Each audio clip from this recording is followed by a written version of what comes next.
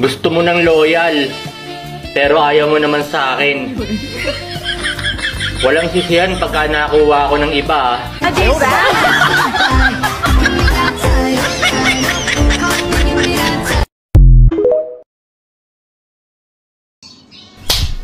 Lamok na nga lang nakikinabang sa katawan ko. Napatay ko pa.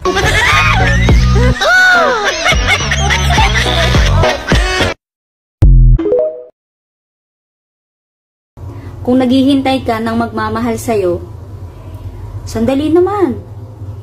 Kagigising ko lang.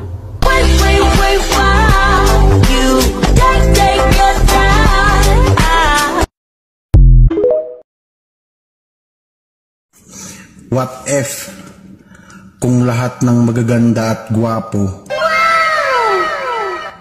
pagbabayarin na rin ng tax? Tawa ka kasi ligtas ka. Paano kung one day, biglang isang araw, malalaman mo na lang na bukas, tomorrow na pala?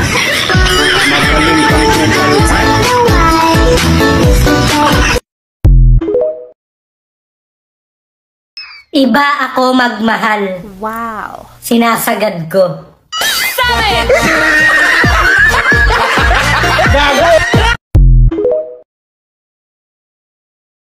Mahirap lunukin ang pride, lalo na pag bareta.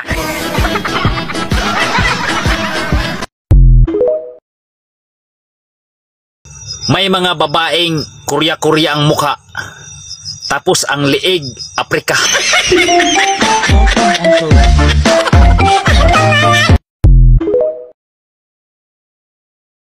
Oo nga, so sorry ako. Oh, ba't ka galit?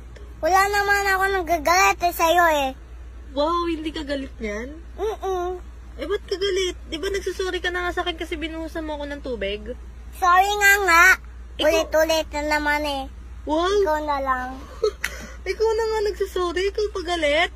Oo nga. Galit ka? Hindi kaya nga galit ako eh.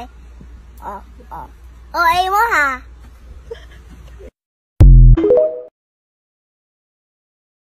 Hindi ako naniniwalang ako lang ang ka-chat mo. Tapos ang bagal mo mag-reply. Ano yun? Na-traffic?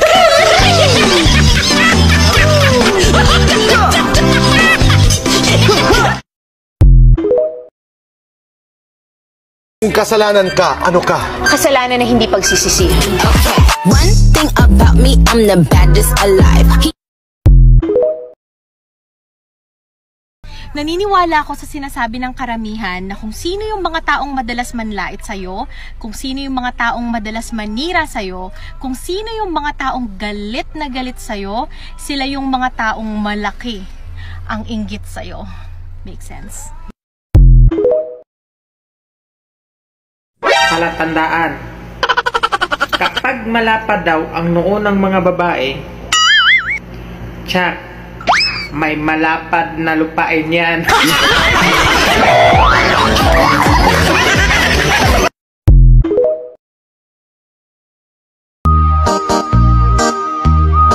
Alam mo yung ang ganda mo, tapos ang bait mo pa.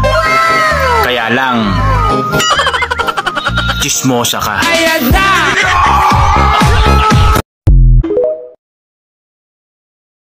Huwag kang sumubaybay sa buhay ko. Mahirap lang ako. Wala akong ipapasweldo sa'yo.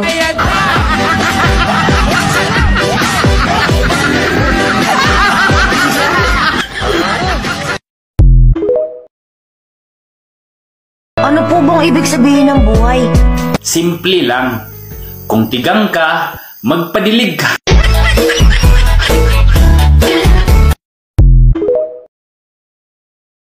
Wala man akong pera, at least may wallet ako. Sabi nila, gumaganda daw ang tao may jowa. Bakit ka tumatawa? Sigurado ako wala kang jowa.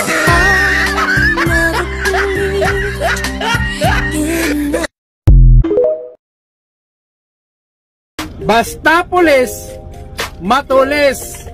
Basta sundalo, babaero. Basta seaman, manloloko. Basta driver, sweat lover. Basta OFW, suki ni Tulpo.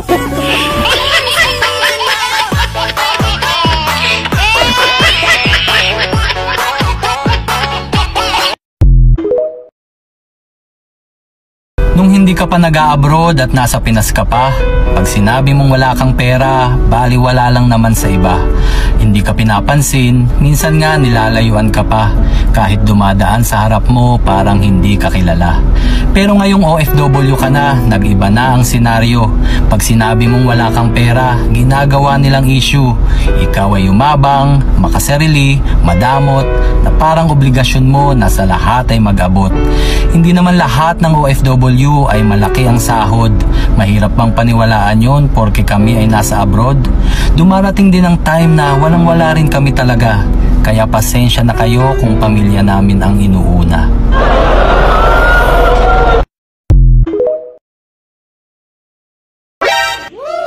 Panis yung pagiging driver mo.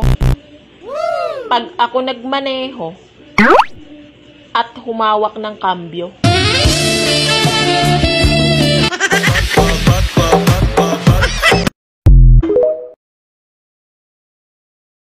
Puro kayo pinagpalit. Kami nga pinagsabay eh. Hayop na yun.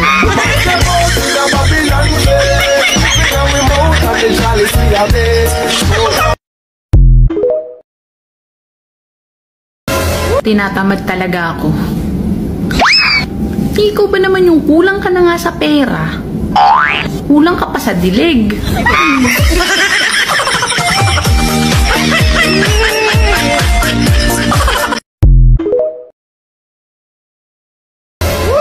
Hoy ex! Pagkatapos mo akong lukuhin, may pa-PM ka pa rin sa akin? Huh. Nireplyan na kita. Nabasa mo na ba?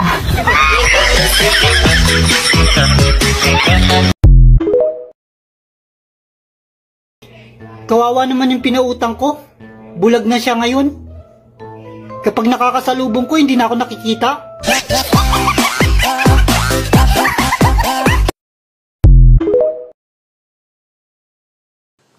Matanda man ako sa inyong paningin, isip bata pa rin ako.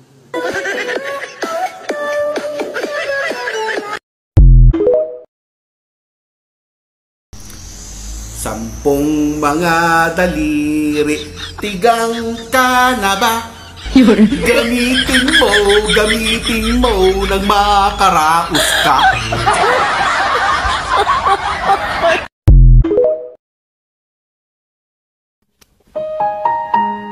Kung pangit ka man sa tingin ng iba, para sa akin, No. tama naman sila.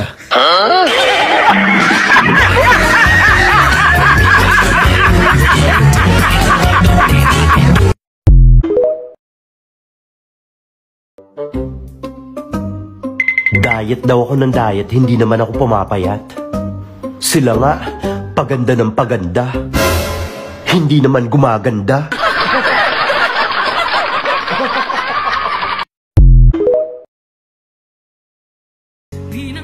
Dati pangarap ko lang mag-abroad. Ngayon, pangarap ko nang umuwi.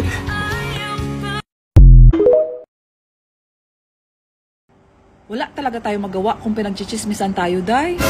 Lapitin ng mga chismosa ang magaganda. Normal lang yan.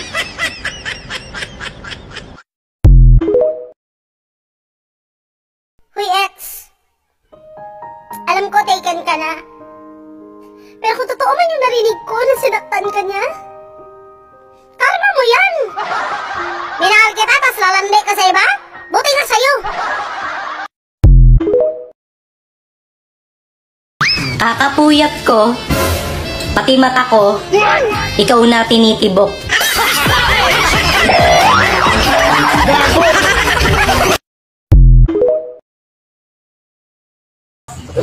Nakakatakot na yung panahon ngayon. May nangunguha ng bata, may nangunguha ng dalaga, pati asawa kinukuha na rin. Gago!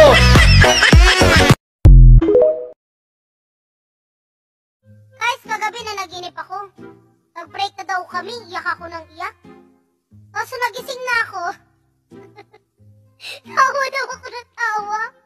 Wala ko pala ako jowa.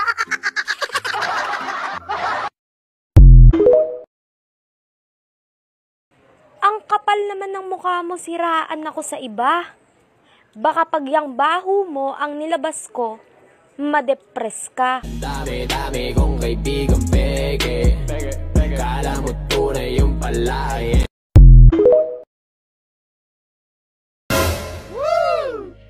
In Philippines, we don't say, come again? Excuse me? What did you say? I'm sorry, I didn't hear you. In Philippines, we say, ha!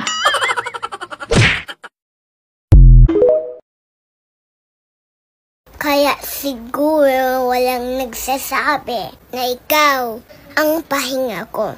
Dahil mas mukha kang pagod.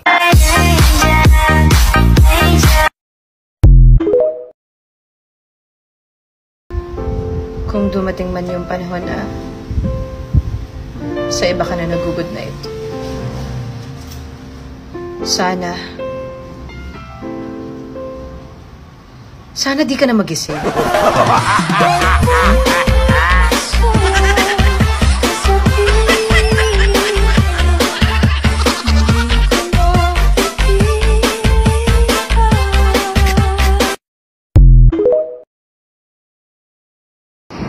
Pag nag-chat sa'yo yung ex mo, huwag kang kiligin.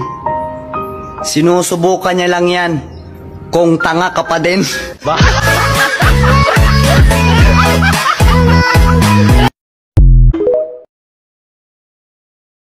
Alam mo kung ano ang masakit?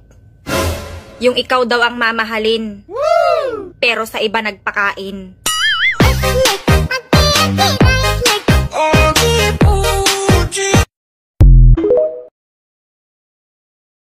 Bobo daw ako sa English. I'm not care. Gago!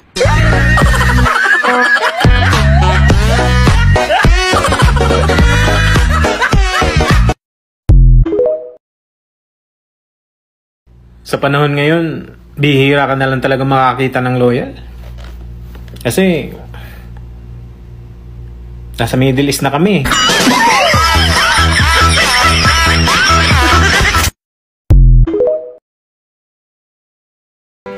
Okay lang, pinagtagpo pero di tinadhana. Kaysa naman pinagtagpo pero natulpo.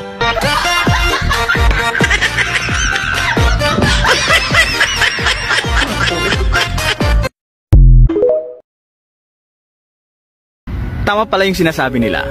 Minsan, hayaang masaktan ka o saktan ka ng mga taong minamahal mo. At pinapahalagan mo ng lubos. Kasi darating at darating yung isang araw na magkikising ka na lang na wala ka nang pakialam sa kanila, wala ka nang nararamdaman para sa kanila. At kung dumating man yung time na yon, darating din sa punto na marirealize nila kung gaano kakahalaga sa parte ng buhay nila. Kung gaano kahalaga yung ginampanan mong papel sa buhay nila. Much love and God bless.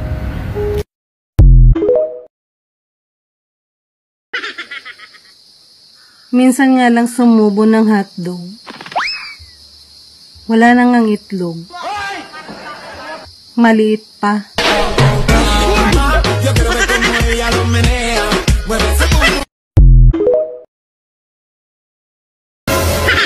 Matagal na ako nagpaplanong mag-ipon. Hanggang ngayon, pinaplano ko pa rin. Magaling kang upa. Kung ang chismis ay nakakamatay, malamang tahimik na ang aming barangay.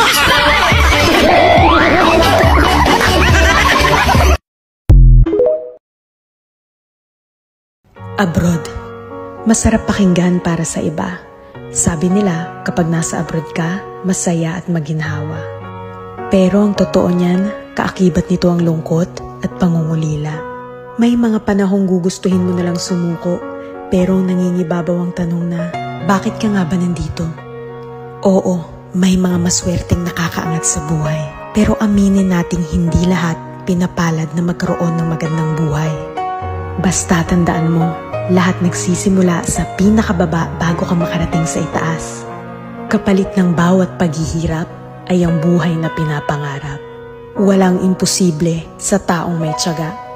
Magugulat ka na lang na palitan na ang mga salitang pagod na ako ng buti na lang hindi ako sumuko.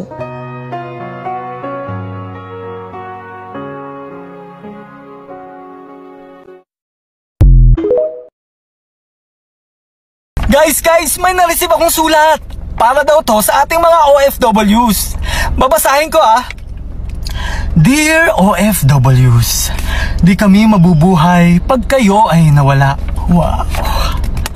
Sa bawat pagdaan ng buwan, kayo ang nasa aming isipan. Pinto at bintana ko'y bukas lagi para sa inyo. Dahil sa padala nyong dollars at peso. Laging nag-aabang BDO Western Union, Cebuana at Palawan. Ayun. Magaling.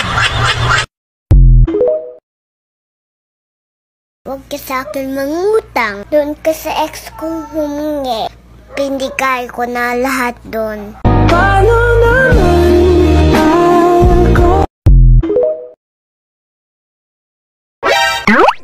Willing naman talaga akong sumubo. Basta dapat yung malaki. Oh my God! Yung tipong nabibilaukan ako.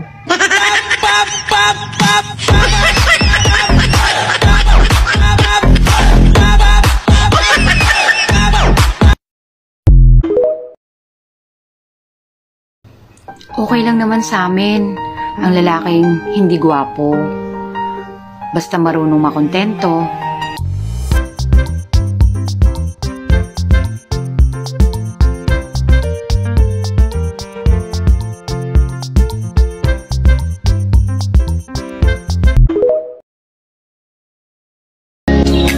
Alam mo ba, kaya hindi mo siya makalimutan?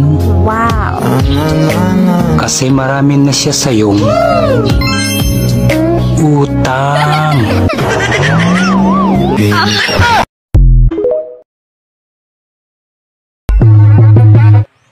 Wala akong pakialam kahit pag-usapan at siraan nyo ko. Ha? Hindi ko ugaling magpaka-stress sa mga taong wala namang ambag sa buhay ko. Huwag kang papakabugsis!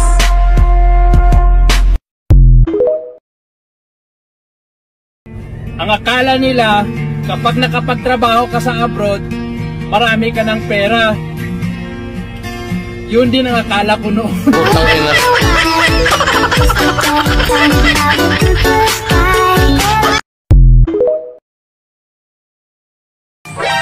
Sabi ng mga babae, kami daw mga lalaki, hindi makakatiis ng walang babae. Diyan kayo nagkakamali, girls. Mapalad kaya kami.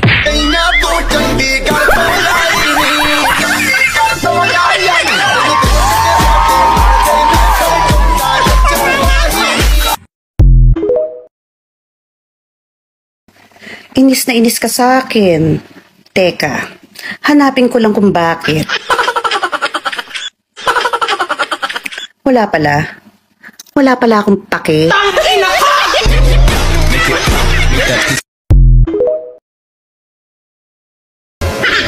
Sa may mga jowa dyan, makinig ka.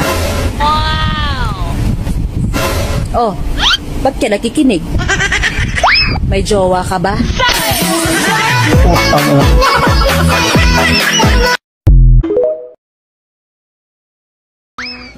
Ang pagka-loyal ko, parang rice cooker. Bakit? Okay lang, kahit di mo bantayan. Gago! Pag ang jowa mo may kabit, ang tawag doon, third party. Pero kapag ikaw may kabit din, ang tawag doon, party-party.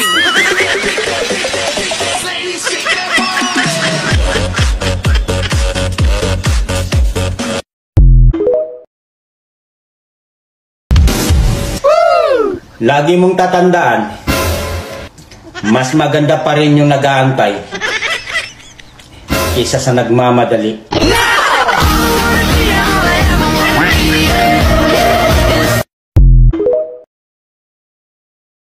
Anong pinagmamalaki mo? Kung maganda ka, maganda din ako. Kung may pera ka, may pera din ako. Pero kung malandi ka, wala na, finish na. Paano na ako? Sana all.